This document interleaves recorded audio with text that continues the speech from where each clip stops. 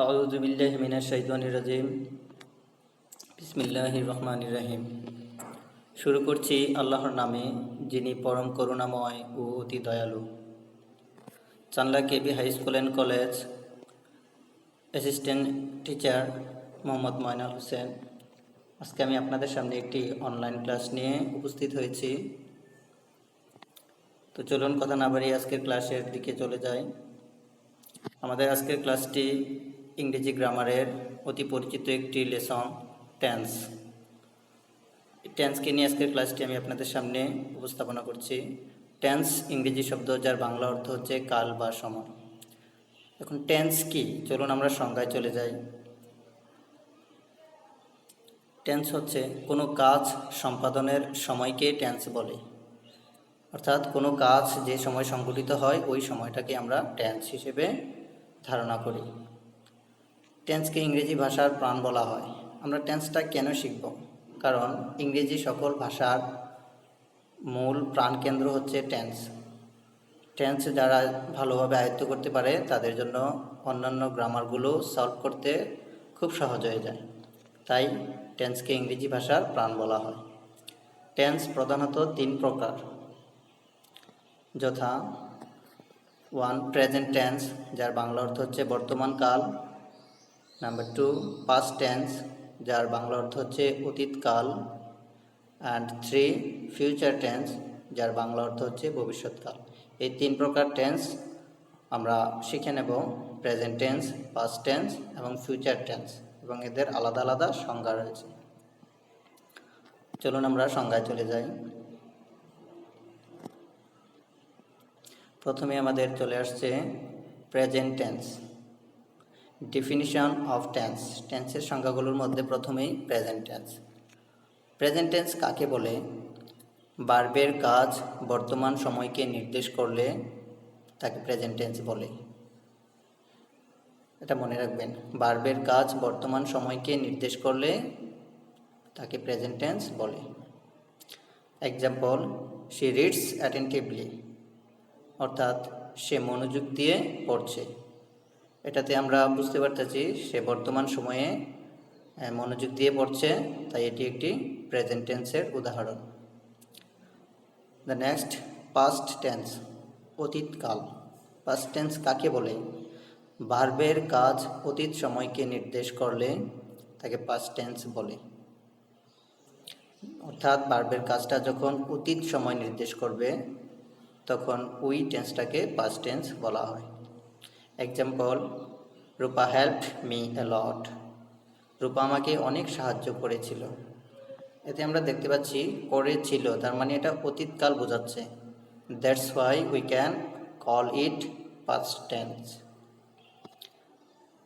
The next, future tense. Future tense কাকে বলে? ভার্বের কাজ ভবিষ্যৎ সময় নির্দেশ করলে তাকে ফিউচার টেন্স বলে। অর্থাৎ যখন ভার্বের কাজ ভবিষ্যৎ সময় নির্দেশ করবে তখন তাকে আমরা ফিউচার টেন্স বা ভবিষ্যৎকাল বলবো। Example, I will honour you, অর্থাৎ আমি আপনাকে সম্মান দেখাবো। অর্থাৎ ভবিষ্যৎ সময়ে সেটা প্রতিফলিত হবে। That's why you can call it future tense. তাহলে আমরা দেখতে পেলাম কোনো কাজ, অর্থাৎ ভার্বের কাজটা যখন বর্তমান সময়কে নির্দেশ করবে, বর্তমান সময়ে ঘটবে, তখন এটিকে আমরা বলবো প্রেজেন্ট টেন্স। আর যখন ভার্বের কাজটা অতীত সময় নির্দেশ করবে তখন এটাকে আমরা বলবো পাস্ট টেন্স। এবং ফাইনালি ভার্বের কাজ যখন আমরা ভবিষ্যৎ সময় নির্দেশ করব তাকে আমরা ফিউচার টেন্স বলবো। চলুন নেক্সট স্লাইডে। Classification of tense. প্রত্যেক প্রকারের টেন্সকে আবার 4 ভাগে ভাগ করা হয়েছে। এই যে আমরা একটু আগে জানলাম present tense, past tense, future tense, এই 3 প্রকার টেন্সকে আবার প্রত্যেকটাকে আলাদা আলাদাভাবে 4 ভাগে ভাগ করা হয়েছে। যথা 1 indefinite, 2 continuous, 3 perfect and 4 perfect continuous. এই 4টি ভাগ টেন্সের প্রত্যেক প্রকার টেন্সের সাথেই রয়েছে। প্রেজেন্ট টেন্সেরও এই 4 প্রকার ভাগ রয়েছে, পাস্ট টেন্সেরও রয়েছে, ফিউচার টেন্সেরও রয়েছে। প্রেজেন্ট টেন্সের ক্ষেত্রে আমরা বলবো present indefinite, present continuous, present perfect, present perfect continuous. Past টেন্সের ক্ষেত্রে আমরা একইভাবে বলবো past indefinite, past continuous, past perfect and past perfect continuous.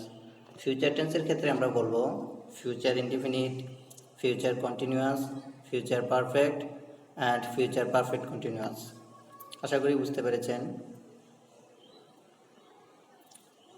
Next স্লাইডে আমরা জানতে পারবো প্রেজেন্ট টেন্সের স্ট্রাকচার সমূহ। প্রেজেন্ট টেন্স, প্রথমে আমরা যেই প্রেজেন্ট টেন্সের 4 ভাগের ফার্স্ট ওয়ান, এটাকে আমরা বলি present indefinite tense. Present indefinite tense চেনার জন্য আমাদের একটি স্ট্রাকচার জানতে হবে। সেই স্ট্রাকচারটি হচ্ছে, মনে রাখবেন, subject plus V1 plus object. Present indefinite tense চেনার এই ইংরেজি স্ট্রাকচারটা মনে রাখতে হবে। প্রথমে সাবজেক্ট, তারপরে V1, তারপরে অবজেক্ট। তবে V1 শব্দটা হচ্ছে ভার্বের প্রেজেন্ট ফর্ম। আমরা ভার্বের প্রেজেন্ট ফর্মকে সংক্ষেপে V1 বলে থাকি। তো চলুন একটা এক্সাম্পল দেখা যাক। দে প্লে ফুটবল, তারা ফুটবল খেলছে। এখানে সাবজেক্ট হচ্ছে দে, আর প্লে হচ্ছে ভার্বের প্রেজেন্ট ফর্ম, আর ফুটবল হচ্ছে অবজেক্ট। এই ধরনের সেন্টেন্সকে আমরা প্রেজেন্ট ইনডিফিনিট টেন্স বলবো। The next present continuous tense. Present continuous টেন্সের স্ট্রাকচারটি হচ্ছে subject plus am or is or are plus ভার্বের শেষে আইএনজি প্লাস অবজেক্ট। স্ট্রাকচারটা একটু খেয়াল করুন। সাবজেক্টের পর এম ইজ আর, এই তিনটা অক্সিলারির যে কোনো একটা অক্সিলারি বসবে সাবজেক্ট অনুসারে। তারপরে ভার্বের শেষে আইএনজি, অথবা আমরা কে জিরান্ট ভার্ব বলি, ভার্বের সাথে আইএনজি যোগ করতে হবে, দেন ফাইনালি অবজেক্ট। চলুন আমরা একটা এক্সাম্পল দেখি। দে আর ওয়েস্টিং টাইম, অর্থাৎ তারা সময় নষ্ট করছে।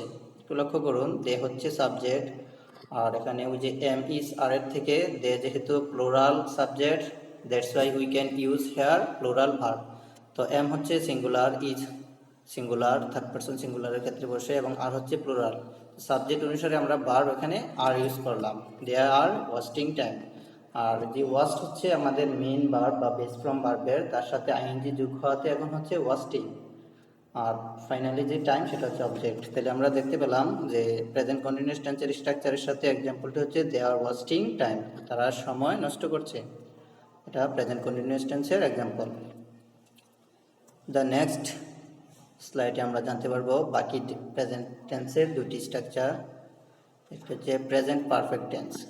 প্রেজেন্ট পারফেক্ট টেন্সের স্ট্রাকচারটি হচ্ছে সাবজেক্ট প্লাস হ্যাভ অথবা has plus V3 plus object.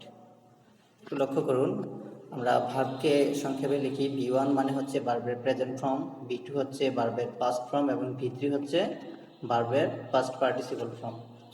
তো এখানে আমাদের স্ট্রাকচার অনুযায়ী একটা এক্সাম্পল দেই, সেটি হচ্ছে we have passed the SSC examination. এখানে লক্ষ্য করুন, সাবজেক্ট হচ্ছে উই, আর হ্যাভ হ্যাজ থেকে আমাদের সাবজেক্টের সাথে অ্যাডজাস্ট করতে আমরা এখানে হ্যাভ ইউজ করেছি, উই হ্যাভ। আর V3 হচ্ছে ভার্বের পাস্ট পার্টিসিপল, অর্থাৎ পাস্ট। এটার মূল ভার্বের ফর্মটা ছিল পাস্ট থেকে হয়েছে ভার্বের পাস্ট পার্টিসিপল পাস্ট, ইডি যোগ হয়েছে।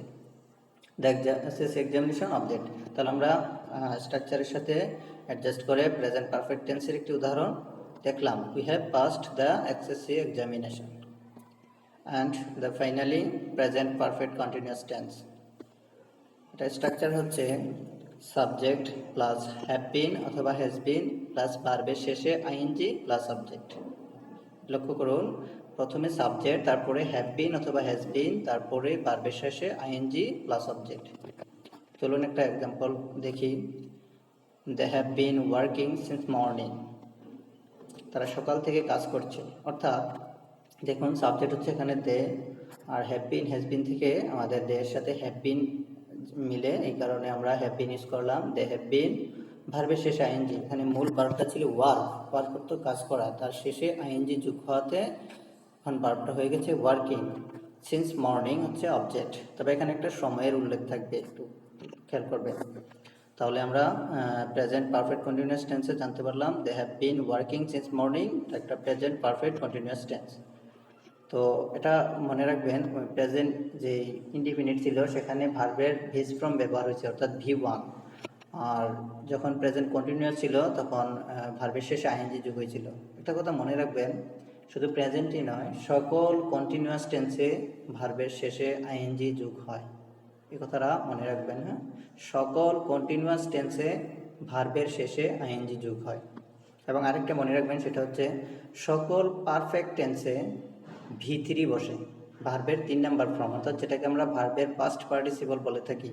সকল পারফেক্ট টেন্সে ভার্বের পাস্ট পার্টিসিপল ফর্ম বসে। তো আজকের ক্লাসটি শুধু প্রেজেন্ট টেন্স নিয়ে ছিল, এটা টেন্সের প্রথম পর্ব। দ্বিতীয় পর্বে জানতে পারবেন ভার্বের পাস্ট টেন্স এবং ফিউচার টেন্স সম্পর্কে। তো সে পর্যন্ত আপনারা ভালো থাকুন। স্ক্রিনে আমার নাম্বার দেওয়া আছে। ক্লাসটি যদি শিট আকারে আপনারা পেতে চান, স্ক্রিনে যোগাযোগ করবেন, শিট সংগ্রহ করে নিতে পারবেন। অথবা ভিডিওটি আপনারা পজ করে কয়েকবার দেখলে আশা করি আজকের ক্লাসটি সম্পূর্ণ বুঝতে পারবেন। টেন্সটা, যাদের টেন্স নিয়ে টেনশনে রয়েছেন, আজকের ক্লাসটি মনোযোগ দিয়ে দেখার পর আশা করি সেই টেনশন দূর হয়ে টেন্স সম্পর্কে ভালো ধারণা নিতে পারবেন। তো আজকে এই পর্যন্তই। খুদা হাফেজ। আসসালামু আলাইকুম রহমতুল্লাহি ওয়া বারাকাতুহু।